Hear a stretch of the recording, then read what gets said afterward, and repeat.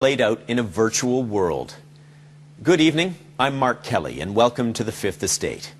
The story of Luka Magnotta isn't an easy one to tell, but it is an important one to learn.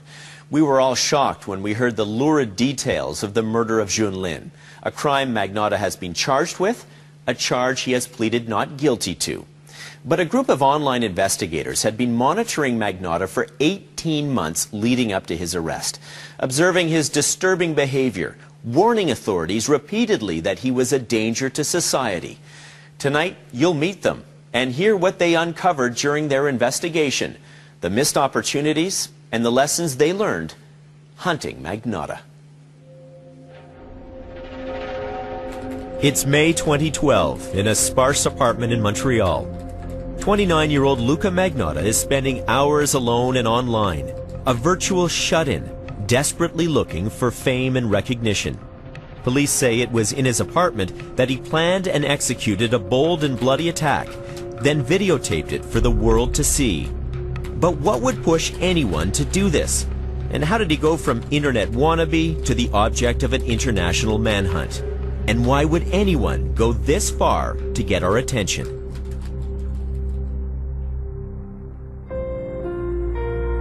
Magnotta was born Eric Clinton Newman in 1982. He grew up in Scarborough, east of Toronto, the eldest of three.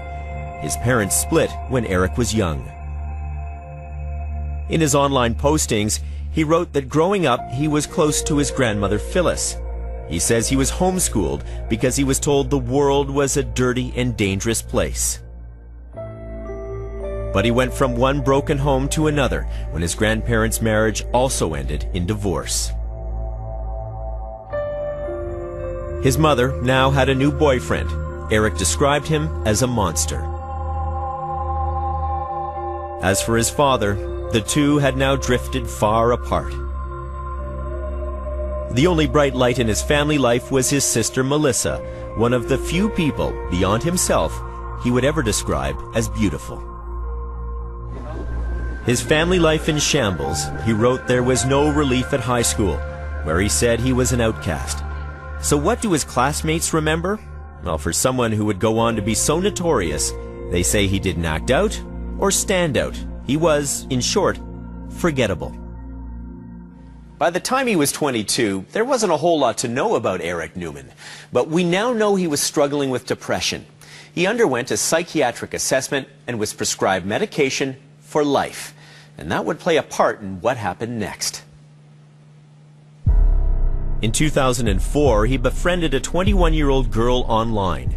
She had the mental capacity of an 8 to 12-year-old.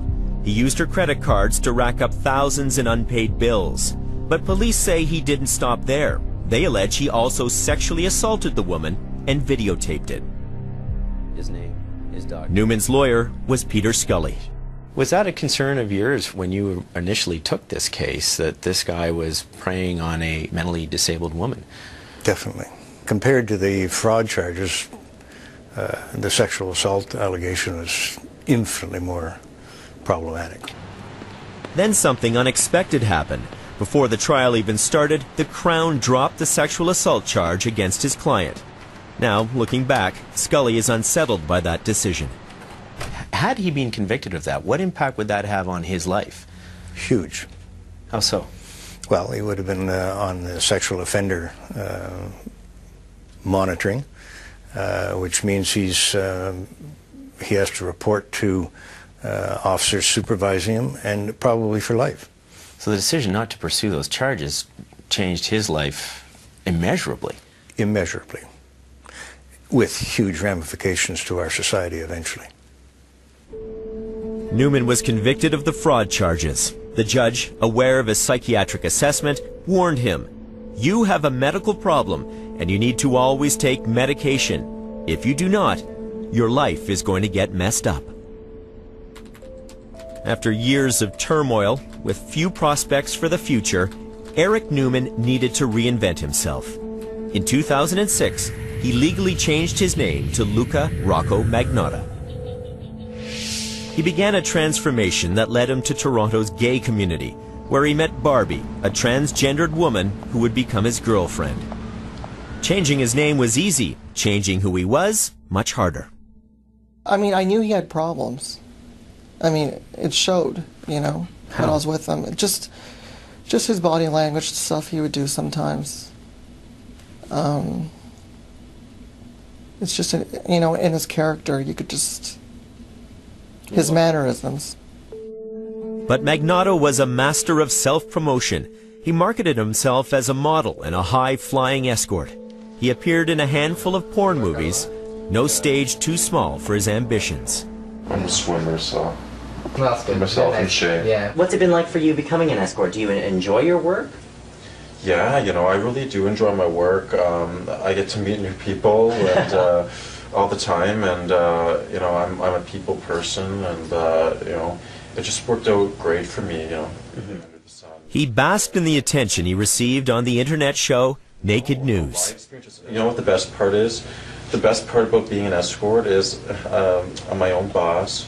I get to pick my own hours and make a lot of money. He said he wanted to be famous one day. I mean, that was his dream. He said, one day I'm going to be famous. Everything he did, an attempt to build the legend of Luka Magnotta. He was just really into himself, with, you know, with the photos, with me. He would always beg me taking pictures of him on his digital camera, right? It was all about him and the relationship when I was with him. And what was his image? Or what did he want his image to be? Beauty. He wanted beauty, perfection. He wanted to stay youthful looking, you know. I've had my nose done. I've had 2 hair transplants, like I said before. And I'm planning on doing muscle implants in my pecs and my arms. So that just remains to be seen, but because that's pretty... Do you think you're a bit of an addict? Yeah, my name's Luka, and I'm a cosmetic surgery addict. Magnotta was developing a pathological need to get noticed. And what better platform than auditioning for a reality TV show called Plastic Makes Perfect? A little before and after. How important are your looks to you? Oh my God, if that's number 1. Okay, number 1 is looks. Number 2 would have to be intelligence. And I don't know what the rest are. all I care about is number 1, basically. All I do is... The producers took one look and rejected him. Hi, my name is Luka. Magnotta is my last name, Magnotta. But for every exhibitionist, there's another reality TV show waiting in the wings. This was his audition for a role as an underwear model on the show Cover Guy. A lot of people tell me I'm really devastatingly good looking, so... Well, the judges didn't see him that way. Once again, he was told he didn't have what it takes to make it on TV. Once again, he was rejected. At this point, Magnotta was starved for attention, and a man he was about to meet was prepared to give it to him.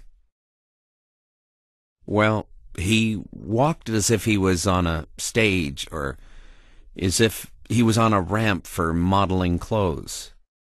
He walked a very special way and was always watching his posture. I just thought, I've never met anybody like this before. Henry, a successful professional, isn't his real name.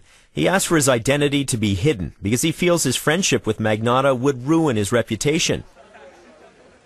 The two traveled together, and Henry, a gay man, was eager to get closer to his young friend. He says despite Magnotta's lust for the camera lens, he shied away from any intimacy. Just somebody who continually said, I have a private life and I don't share it with anybody.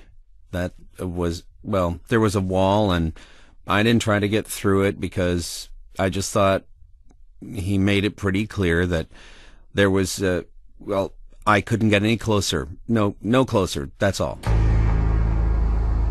Despite his best efforts, Magnotta was bankrupt.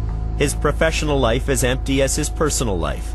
There were no more movie offers, no more TV auditions. His interests were now getting darker, with a growing fixation for serial killers. Well, I heard stories about him online, about him dating Karla Homolka. But I knew that was all lies, you know. I mean, I knew he made that up himself. Because he was, you know, very fascinated by her and Paul Bernardo.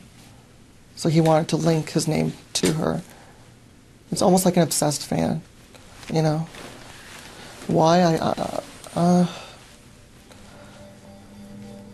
guess obsession, right? Magnotta even went so far as to create this tribute video to Karla Homolka, suggesting they had a life together. Though, if you take a closer look, the blonde woman he's sitting with here, that's actually his mother. Now, after creating the rumors he was involved with Homolka, the master of self-promotion contacted the press to deny them. I'm about to have a nervous breakdown here. My reputation is completely ruined. I just want everybody to I want to set the record straight that me and her have absolutely no connection. It created a minor stir, but Magnotta needed something bigger and bolder, and he knew exactly what to do. He was in search of attention, and he was about to get it, big time.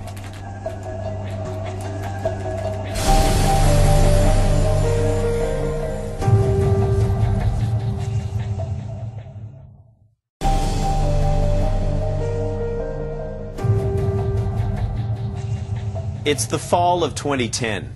Luka Magnotta has spent years feeding his seemingly insatiable appetite for attention.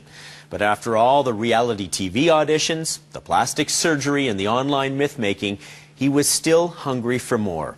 And he got his inspiration from the darkest corners of the internet. On Magnotta's Facebook page, he posted a link to a video called 3 Guys, 1 Hammer. The video is appalling, revealing a man being savagely beaten to death.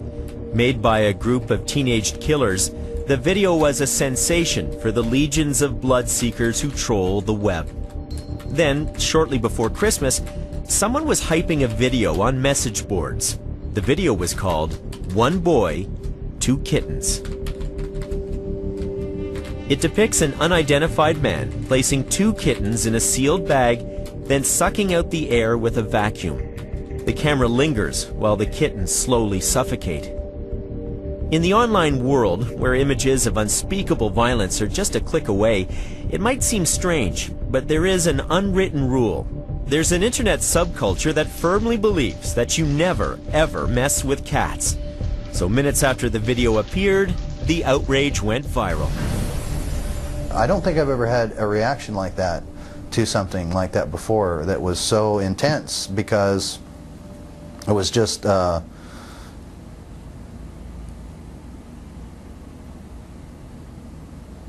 it wasn't normal. Ryan Boyle, a former U.S. soldier with the online name Save Kitty, went on the offensive. He formed a Facebook group